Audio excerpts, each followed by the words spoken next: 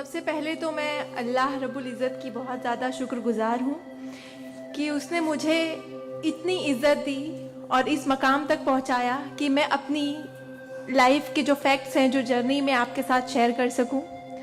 मैं बहुत ज़्यादा शुक्रगुजार हूँ भारत विकास परिषद की प्रेसिडेंट सुनील शाह की, और उससे ज़्यादा शुक्रगुजार हूँ यहाँ पे हमारे प्यारे डॉक्टर अनिल मुरारका सर की, जिनके सपोर्ट की वजह से हम बहुत सारी जगह पे जाते हैं और लोगों को मोटिवेट करते हैं। और जितना डॉक्टर अनिल मुरारका सर एक डिसेबिलिटी को लेकर जितना कंसर्न्ड है, उतना मैंने किसी को नहीं देखा।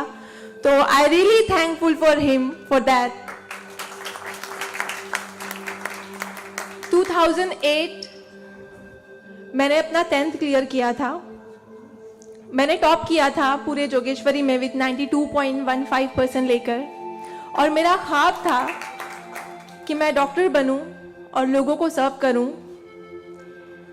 मैं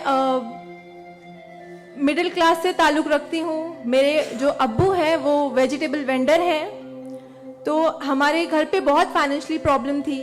तो मेरा बस एक ख्वाब था कि मैं डॉक्टर बनूं, लोगों की हेल्प करूं, और उसके लिए मैंने साइंस में एडमिशन लिया। देन 11 साइंस जब मैंने एडमिशन लिया, मेरा कॉलेज बांद्रा में था और मेरा घर जोगेश्वरी में। मैं रोज़ लोकल ट्रेन से ट्रैवल करती थी Jogeshwari to Bandra. 7 October 2008 that was the day जब मैं कॉलेज से घर वापस आ रही थी। मेरे सेमेस्टर चल रहे थे उस वक्त, और सुबह 10 बजे का वक्त था। 10 बजे, आप सब लोग मुंबई से बिलोंग करते हैं, सबको पता है लोकल ट्रेन में बहुत रश आर होता है। वो ट्रेन जब अंधेरी से निकली, मैं अपनी सीट से उठी और मुझे नेक्स्ट स्टेशन मेरा जोगेश्वरी था, मुझे वहाँ उतरना था। लेकिन मेरे सीट से उठने और स्टेशन के आने तक के बीच में वो एक लम्हा था जिसमें मेरी पूरी जिंदगी बदल गई। मैं जब सीट से उठी, उसके नेक्स्ट मोमेंट मैंने अपने आप को ट्रेन की पटरियों के नीचे पाया, और जब मेरी आंखें खुली तो वही ट्रेन जिसमें मैं ट्रैवल कर रही थी वो मेरी आंखों के ऊपर से बहुत तेजी से गुजर रही थी। एक लम्हे को लगा कि मैं कोई ख्वाब देख रही हूँ, लेकिन जब ट्रेन पूरी तरह से मेरे पैरों से गुजर गई, मैं वहाँ हेल्पलेस थी। और जब बहुत दूर जाके किसी ने चेन रोकी, वो ट्रेन रुकी, और उस ट्रेन को रुकता हुआ देखकर मुझे एहसास हुआ कि मैं कोई ख्वाब नहीं देख रही हूँ, मैं सच में ट्रेन से गिर चुकी हूँ, और मैंने अपनी दोनों टांगे उस ट्रेन के पहियों के नीचे आ गई है जिसमें मैं ट्रैवल कर रही हूँ। वो पूरी 12 डब्बे की ट्रेन मेरे पहियों से गुजर गई। किसी ने चेन रोकने की हिम्मत नहीं की। और मैं जब वहाँ गिरी तो लोगों ने मुझे देखा, और 10-15 मिनट बाद काफ़ी लोग आए, मेरे आसपास खड़े हो गए। मेरे पास सेल फोन नहीं था। मैंने अपनी बैग से उस वक्त डायरी निकाली, मैंने लोगों को फरियाद की, बहुत रिक्वेस्ट की, बहुत रोया वहाँ पर कि मेरे घर पे एक फ़ोन कॉल करके बता दो कि मैं यहाँ पे हेल्पलेस पड़ी हूँ विथ हैवी ब्लीडिंग, मेरे बचने की कोई चांस नहीं है। एटलीस्ट मेरे घर वालों को पता होना चाहिए कि मैं यहाँ पे इस हालत में हूँ, मुझे लावारिस लाश बन के नहीं मरना है। बट उस वक्त मैं यही कहूँगी कि अल्लाह ताला की मसलहत थी। अल्लाह ताला उस वक्त जो मेरी तकदीर में था, किसी ने मेरी हेल्प नहीं की, और मैं वहाँ पे 30 मिनट ऑलमोस्ट मैं ट्रैक पर विथ हैवी ब्लीड, मेरे दोनों पैर ट्रेन के पहियों के नीचे आ गए थे। मैं उसी हालत में पड़ी रही और मैं कॉन्शियस थी। मैं बस लोगों के सामने रो रही थी कि मुझे कोई पानी पिला दो, कोई घर वालों को कॉल कर दो, लेकिन किसी ने हेल्प नहीं की। And after 30 minute I got railway help. Then मुझे गवर्नमेंट हॉस्पिटल लेकर जाते हैं, वहाँ पर भी कुछ ओटी स्ट्राइक होता है, मुझे फौरी ट्रीटमेंट नहीं मिलता है। एंड देन मेरा एक्सीडेंट सुबह 11 बजे होता है, और मुझे 6 बजे जब मेरी फैमिली प्राइवेट हॉस्पिटल लेकर जाती है, then I got a treatment. And उसके बाद 16 साल की थी मैं जब मेरे साथ ये एक्सीडेंट हुआ। आप समझ सकते हैं 16 साल की उम्र में 1 मिनट में मेरे 2 पैर कट गए थे, मैं डिसेबल हो गई थी, मैं हेल्पलेस हो गई थी, मैं खुद से उठ नहीं पा रही थी, ना बैठ पा रही थी, ना एक तरफ से दूसरी जगह मूव हो पा रही थी। मैं मेंटली डिसेबल हो गई थी, फिजिकली डिसेबल हो गई थी, और फाइनेंशियली कंडीशन भी काफ़ी वीक थी।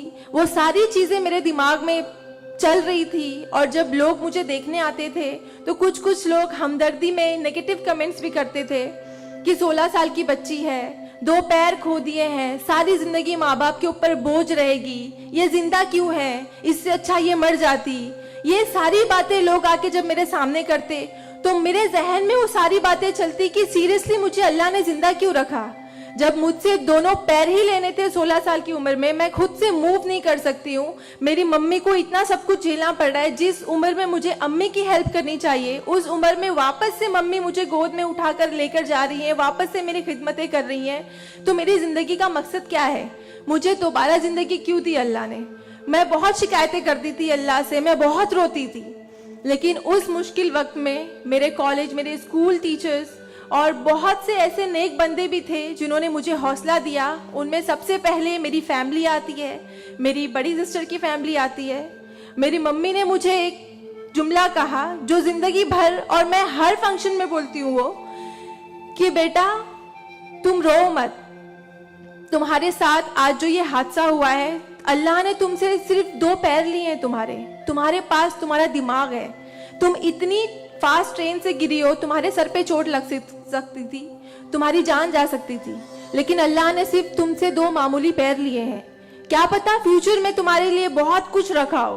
तब मुझे बातें उनकी समझ नहीं आती थी, लेकिन अल्हम्दुलिल्लाह अल्लाह का लाख लाख शुक्र है कि आज इस मौके पर जब लोग मुझे एज अ इंस्पिरेशन समझते हैं, एक आइडियल करते हैं, तो मुझे समझ में आता है कि मेरी अम्मी सच बोलती थी कि हौसला रखो, सिर्फ 2 टांगे गई है। आज मैं जब अपने प्रोस्थेटिक लेग से चलती हूँ तो लोगों को पता नहीं चलता कि मेरे पास 2 पैर नहीं है, मेरा एक पैर थाइस के पास से नहीं है, दूसरा नी के पास से नहीं है, बट लोगों को ये अंदाजा नहीं होता है। तो बस मेरी अम्मी ने जो एक बात कहा था कि अल्लाह पे यकीन रखो बच्चा, तुम्हारे साथ जो हो रहा है और जो होगा वो सब अल्लाह ने प्लान किया हुआ है, तुम बस हिम्मत मत हारो कभी भी, और बस डटे रहो अपने जुनून के पीछे कि तुम्हें डॉक्टर बनना है। तुम्हारी 2 टांगे नहीं तो क्या हुआ, तुम्हारे पास दिमाग है, तुम ज़हीन हो, तुम आगे बढ़ो, और क्या पता तुम आगे लोगों को आइडियलाइज कर, लोग तुम्हें आइडियलाइज करें इस चीज को लेके। मेरे doctor Sanjay Kantharia, orthopaedic surgeon, उन्होंने सबसे ज्यादा सपोर्ट किया इस बात को लेकर कि तू डॉक्टर बन। मैंने अपनी जीने की उम्मीद छोड़ दी थी, डॉक्टर बनने की उम्मीद छोड़ दी थी, लेकिन जब उन्होंने मुझे बताया कि तुम डॉक्टर बन सकती हो, तुम बनो, देन मैंने प्रिपरेशन स्टार्ट की। CET कॉमन एंट्रेंस टेस्ट होता है to getting admission in medical college, मैंने वो क्रैक किया। I got 3rd rank all over Maharashtra in PH quota, and after that मुझे बहुत खुशी हुई कि मैंने 3rd रैंक क्लियर किया है। Now I got admission, I will get admission in MBBS।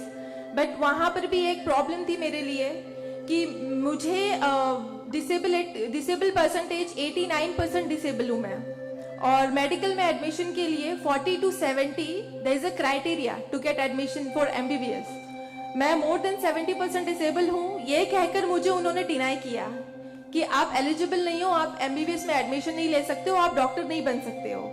तो उस बात को लेकर मैं बहुत डिप्रेस हो गई। देन मैंने वापस अपने डॉक्टर से हेल्प मांगी, उन्होंने मुझे एक मशवरा दिया कि आप हाई कोर्ट जाओ, बॉम्बे हाई कोर्ट, और जिस बात के लिए एक नॉर्मल स्टूडेंट को सिर्फ पढ़ाई करनी होती है, अच्छा रैंक लाना होता है, मुझे उस चीज के लिए मैंने वो किया, लेकिन उसके बाद भी मुझे बॉम्बे हाई कोर्ट जाना पड़ा।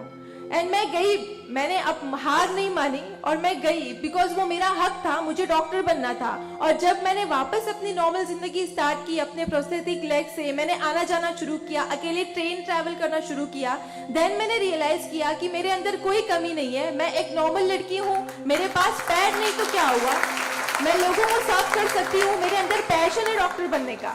तो मैंने वो बस अल्लाह पे यकीन रखा, और मैंने ये सोचा कि अगर अल्लाह ने मेरी किस्मत में रखा है डॉक्टर बनना तो मैं जरूर कोर्ट में फाइट करूंगी। एंड देन मैं बॉम्बे हाई कोर्ट गई इन 2011, और वहां पे मेरा केस डॉक्टर मोहित शाह, चीफ जस्टिस मोहित शाह ने देखा, उन्होंने मुझे ऑब्जर्व किया, मेरे प्रीवियस स्टडी रिकॉर्ड्स देखे, वो सारी चीजें देख के, और उन्होंने जब मेरा पैशन देखा डॉक्टर बनने का, सर्व करने का, देन उन्होंने मेरे फेवर में फैसला दिया। एंड 2011 अल्लाह का लाख लाख शुक्र है कि मुझे इंडिया के टॉप मोस्ट कॉलेज में एडमिशन मिला, which is Seth GS medical college and KM hospital. Then 2011 में मैंने अपना MBBS में एडमिशन लिया। वो जर्नी बहुत आसान नहीं थी मेरे लिए, क्योंकि मेरे पास 2 पैर नहीं है, और जब मेरी काउंसलिंग चल रही थी एडमिशन को लेकर, तो काफ़ी जो डॉक्टर्स का पैनल था उन्होंने मुझे बहुत कुछ हकीकत बताई थी कि आपके लिए डॉक्टर फील्ड आसान नहीं है, इसमें पढ़ाई करना 5.5 साल, आपको एक ओपीडी से दूसरी ओपीडी जाना होगा। और तब मैं 2 क्रचेस यूज करती थी मेरे लिए, तो आपके लिए बिल्कुल भी आसान नहीं है, आप हार जाओगे, 1 साल पढ़ोगे, दूसरे साल आप डिनाई कर दोगे, एडमिशन नहीं लोगे, आप गिव अप कर लोगे। लेकिन बस मैंने दिल में ठान लिया था कि मुझे इन्हें गलत साबित करना है और मुझे लोगों को प्रूव करके दिखाना है कि एक लड़की जो 89% डिसेबल है, जिसे लोग ये कहकर सुनाते थे कि सारी जिंदगी माँ बाप के ऊपर बोझ पर बनी रहेगी, उन्हें प्रूव करना है कि मैं डॉक्टर बन के लोगों को सर्व कर सकती हूँ। और जो मेरे दूसरे डिसेबल भाई बहन हैं उन्हें भी शो करना है कि after disability, after accident, post accident जो लाइफ होती है वो आप नॉर्मल गुजार सकते हो अपने हौसले की बनिस्बत। तो मैं बस 5.5 साल मैंने बहुत कोशिश की, बहुत दर्द सहे, लेकिन मैंने अल्हम्दुलिल्लाह 2016 में फर्स्ट क्लास से मैंने अपना MBBS क्लियर किया। और इस बात को देखते हुए मुझे बहुत खुशी होती है, इस बात को बहुत प्राउड मोमेंट था मेरे लिए कि इन 2016 ऑन वुमेन्स डे 8 मार्च मुझे बॉम्बे हाई कोर्ट में फेलिसिटेट किया गया, जो एक हिस्टोरिक मोमेंट था वहाँ पर कि आउटसाइड से किसी को उन्होंने फेलिसिटेट किया। देन उसके बाद मुझे काफ़ी कॉल्स आए एज अ मोटिवेशनल स्पीकर, मुझे काफ़ी अवार्ड्स मिले। और तब मैंने सोचा कि मेरी जर्नी सिर्फ MBBS तक नहीं, मुझे लोगों को और प्रूव करना है कि 89% डिसेबल हो के अगर मैं MBBS कर सकती हूँ तो मुझे मेडिकल फील्ड की हायर डिग्री अचीव करनी है, which is MD, medicine in doctor in medicine.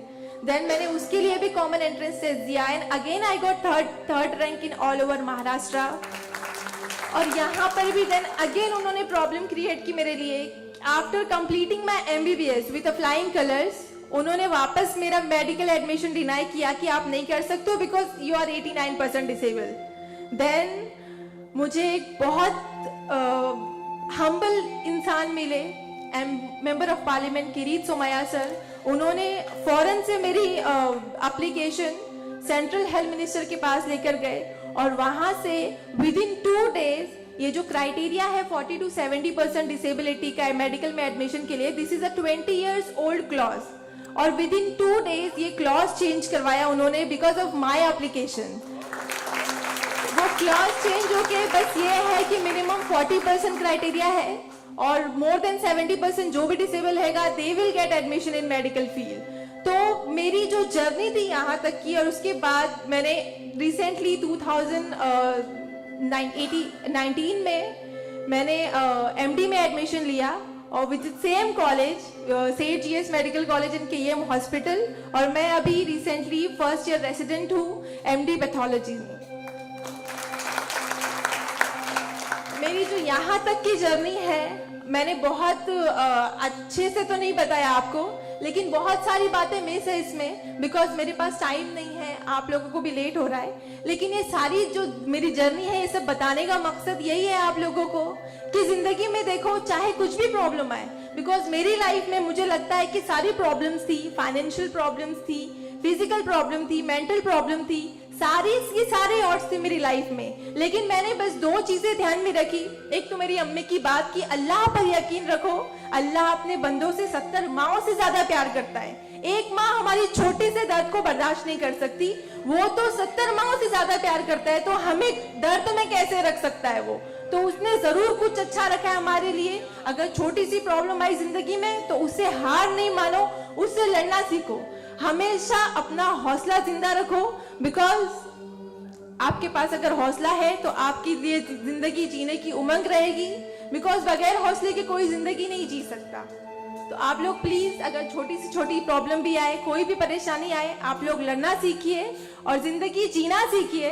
Because मेरे एक्सीडेंट के बाद मुझे अगर मैं इतनी सारी कोशिशें नहीं करती तो मैं आज यहाँ पर खड़ी होके एज अ डॉक्टर आप लोगों से इंटरेक्ट नहीं हो रही होती।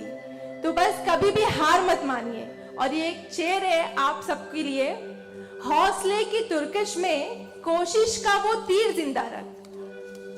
तरकश मतलब जिसमें तीर रखते हैं। हौसले की तरकश में कोशिश का वो तीर जिंदा रख, हार चाहे जिंदगी में सब कुछ, हार जा चाहे जिंदगी में सब कुछ, मगर फिर भी जीतने की उम्मीद जिंदा रख।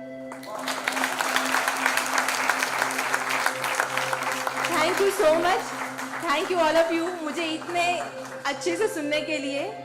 और मैं बहुत ज़्यादा थैंकफुल हूँ डॉक्टर अनिल सर की और भारत विकास परिषद की कि उन्होंने मुझे इतना सुनहरा मौका दिया आप लोगों से इंटरैक्ट का। थैंक यू, धन्यवाद।